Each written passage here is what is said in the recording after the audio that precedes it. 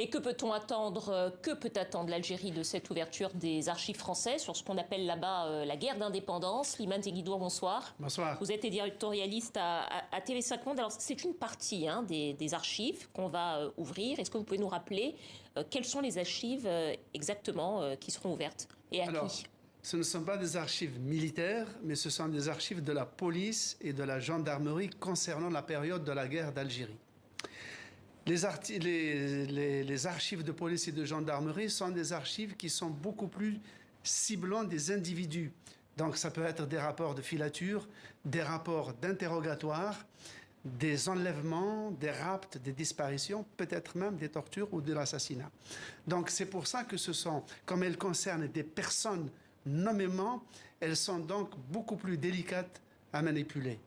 Et qu'est-ce que les historiens algériens peuvent attendre de cet accès à ces archives-là?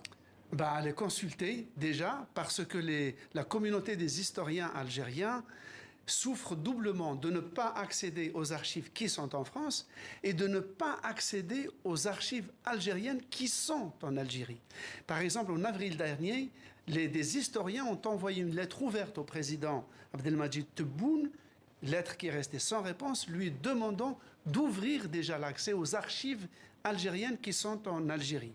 Donc aujourd'hui, ces historiens sont certainement satisfaits de savoir que des archives en France sont plus accessibles, mais du côté du gouvernement, c'est autre chose.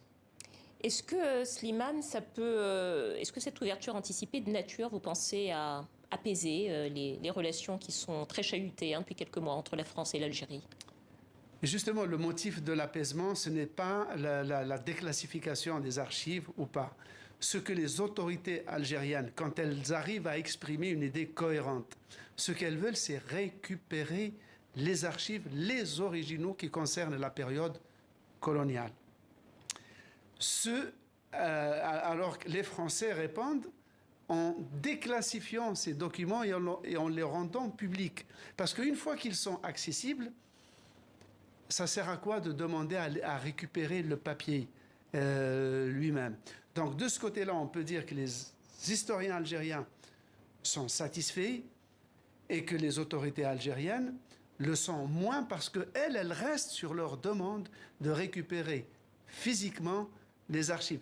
Quand bien même les archives qui sont en leur possession en Algérie, et là, comme je l'ai dit, les historiens algériens protestent depuis des années, sont inaccessibles ou très très difficilement inaccessibles aux historiens étrangers, parfois aux historiens algériens.